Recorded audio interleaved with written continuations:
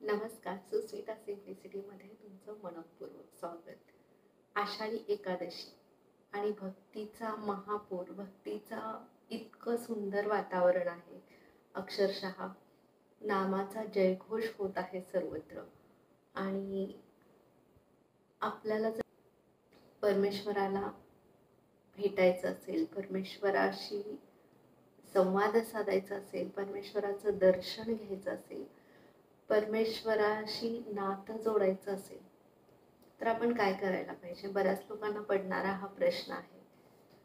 तर खरं तर हा प्रश्न जेव्हा आपण संत संगतीमध्ये राहतो, संतांचं लहानपणापासून आपल्याला शाळेमध्ये अभंग आहेत, सकाळच्या भक्तिगीतामध्ये अभंग कानावर पडत असतात, तरी सुद्धा हे प्रश्न आपल्याला आजही पडत आहेत.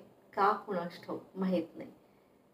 पण खरं तर हे प्रश्न पडू नयेत. जेव्हा आपण संतांना गुरु मानतो, संतांच्या ग्रंथांचा अभ्यास करतो, तेव्हा असे प्रश्न कधीच पडत नाहीत. कारण संतांनी जे सांगितलेलं आहे कलियुगामधल्या नावाचा कलियुगामध्ये तुम्हाला भक्तीमध्ये, परमेश्वराच्या प्रेमामध्ये, भक्तिप्रेमामध्ये काय करायचं आहे, तर फक्त आणि फक्त नामस्मरण करायचं आहे, त्याच्याशी संवाद साधायचा आहे. आपलं जे सहज नातं आहे, इतर नात्यांप्रमाणेच आपल्या आईवडिलांशी आपलं नातं असतं, आपल्या घरातल्या कुटुंबातल्या प्रत्येक व्यक्तीशी जे सहज नातं असतं, निर्मळ असतं, पवित्र असतं, तेच नातं परमेश्वराशी आपल्याला जोडायचं आहे आणि स्वतःशी पण जोडायचं आहे. इतका सहज भाव आपल्यामध्ये आला ना, की कुठलाही भेदभाव राहत नाही त्याच्यामध्ये. अगदी पारदर्शकपणे परमेश्वराचा आपल्याला अनुभव येत राहतो. आणि हा अनुभव इतका सुंदर असतो ना, त्यासाठी आपल्याला संतांच्या अभंगांवर, संतांच्या व वचनांवरती विश्वास ठेवावा लागतो, संतांना गुरु मानावं लागतं. आणि तेही एकाच गुरूंच्या नामस्मरणात राहावं लागतं, एकाच गुरूच्या वचनात राहावं लागतं. तर आणि विशेष म्हणजे इतर कुठल्याही देवदेवतांचा, इतर कुठल्याही धर्माचा, कोणत्याही अ, धर्मग्रंथांचा आदरच करावा लागतो आपल्याला. आणि जर आपण सगळ्यांचा आदर आणि एका गुरूंवरची श्रद्धा दृढ केली, तर इतका सुंदर अनुभव आपल्याला येत असतो. आपल्याला असे प्रश्न पडणारच नाहीत की परमेश्वर ह्या जगात नाही, परमेश्वराने आपल्यासाठी काय केलंय. असे प्रश्न ज्यांना पडतात ना, खरं तर त्यांनी संतांची ग्रंथ वाचायला पाहिजेत, संतांचे ग्रंथ वाचायला पाहिजेत. त्यावेळेस त्यांना अनुभव म्हणजे कसं आहे की संतांनी इतकी सुंदर भक्ती सोप्या पद्धतीनं सांगितलेली आहे. आणि प्रत्येक संतांनी जे आपलं दैनंदिन जीवन आणि त्यातून भक्ती कशी करायची आहे, देवाशी कसा संवाद साधायचा, देवावरती कसं प्रेम करायचं, देवाशी संपर्क कसा साधायचा, आपल्या परमेश्वराशी कसं एकरूप व्हायचं संसारात राहून, इतक्या सहज आणि सुंदर गोष्टी संतांनी सांगितलेल्या आहेत ना, त्यावर जर विश्वास ठेवून आपण आपला मार्ग अवलंबला आणि एकाच गुरूंवरती जर श्रद्धा ठेवली, विश्वास ठेवला, समर्पण भाव ठेवला आणि त्यांच्या वचनावर विश्वास ठेवला, तर मात्र आपल्याला परमेश्वराचं दर्शन, परमेश्वराच्या आशीर्वादाचा आनंद, परमेश्वराच्या शक्तीचा आनंद, स्वतःबद्दलची नवीन ओळख आणि आनंद, समाधान, आशीर्वाद, शक्ती, या सगळ्या गोष्टी आहेत, त्या कुठेही बाहेर विकत मिळत नाहीत. त्या फक्त स्वतःवरचा विश्वास, गुरूंवरची श्रद्धा, परमेश्वरावरचा दृढ विश्वास आणि एकाच गुरूंच्या वचनांवर, एकाच गुरूंच्या नामस्मरणावरती जी आपण विश्वास ठेवतो, जो श्रद्धा ठेवतो, त्यालाच हा अनुभव घेता येतो, आनंद अनुभव घेता येतो.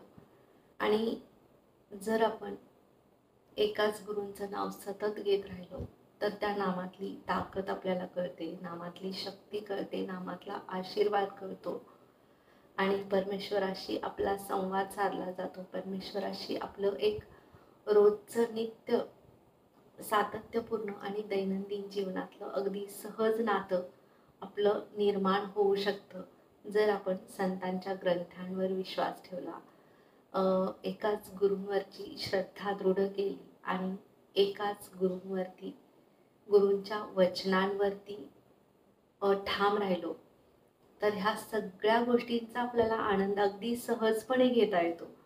खरं तर जिथे गुरु आहेत ना, गुरूंचा आशीर्वाद आहे ना, तिथं असे प्रश्न कधीच पडत नाहीत. गुरु इतक्या सहजपणे तुम्हाला सगळ्या गोष्टीतून बाहेर काढतात, आपल्याला कळत सुद्धा नाही अक्षरशः. म्हणजे इतके सहजपणे आपल्याला साक्षात्कार रूपी दर्शन देत असतात. आपल्याला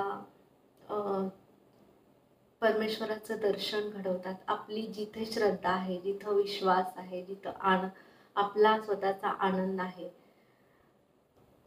तो आनंद आपल्याला मिळतो, ते समाधान आपल्याला मिळतं. आणि इतकी स्वतंत्रता आपल्याला मिळत असते ना गुरूंच्या कृपाशीर्वादाने. आणि त्यासाठी आपल्याला आपल्या गुरूंच्या नामस्मरणात राहावं लागेल, आपल्या गुरूंवरती श्रद्धा दृढ करावी लागेल. आणि ही अगदी सहज भक्ती आहे. आपण काही कुठं जंगलात जायची गरज नाही किंवा कुठेही तुम्हाला कोणत्याही अगदी बाहेर कुठे कुठल्या शिबिरमध्ये वगैरे जायची गरज नाही. अगदी सहज संतांच्या ग्रंथांचं वाचन सुरू केलं तरी सुद्धा ह्यातून मार्ग मिळत जातो आपोआपच. आणि त्यासाठी ज्ञान खूप महत्त्वाचं आहे. ज्ञान ही अशी ताकद आहे जी शक्ती मिळवून देते आपल्याला. तर संतांच्या ग्रंथांवरती, अभंगांवरती विश्वास ठेवून, श्रद्धा ठेवून, समर्पण भाव ठेवून, एकाच गुरूंच्या नामस्मरणात राहून, विश्वास ठेवून परमेश्वरावर, स्वतःवरचा विश्वास डळमळीत न होऊ देता अगदी ठाम आणि दृढपणे कुठलंही संकट असू दे, कुठलंही घटना असू दे, आतून आपण आपल्या परमेश्वराचं स्मरण, गुरूंचं स्मरण करत राहिलं पाहिजे. आणि जे पण आपल्या सोबत घटना घडत आहेत, तिथे मात्र आपला भाव असा असला पाहिजे की हे जे घडलेलं आहे ते ईश्वर कृपेने आहे, ईश्वर सेवेसाठी आहे. असा जर आपला कोणत्याही भक्ताचा असा भाव असेल ना, तर परमेश्वर त्याला इतकं सहाय्य करतो आणि त्याचा अनुभव त्याला मिळत असतो. त्याला ती आतून जाणीव त्याची जागृत होत असते. आणि हे फक्त भक्तालाच ह्या गोष्टीचा आनंद घेता येतो. जर तो नामस्मरणात असेल, प्रार्थनेत असेल, भक्तिप्रेमात असेल, तर हा आनंद नक्कीच घेता येतो. तर विश्वास ठेवा आपल्या संत ग्रंथांच्या ज्ञानावर, गुरूंवरती श्रद्धा ठेवा आणि विश्वासानं परमेश्वरावरती विश्वास ठेवा, समर्पण भाव ठेवा. परमेश्वर नक्की सहाय्य करेल. आणि माझी मनापासून प्रार्थना आहे की सर्वांना संतरूपी गुरु लाभावेत आणि सगळ्यांचा विश्वास परमेश्वरच्या दृढ व्हावा आणि सर्वांचं सत्कल्याण व्हावं, हीच माझ्या सद्गुरू साईचरणी प्रार्थना करते. नमस्कार.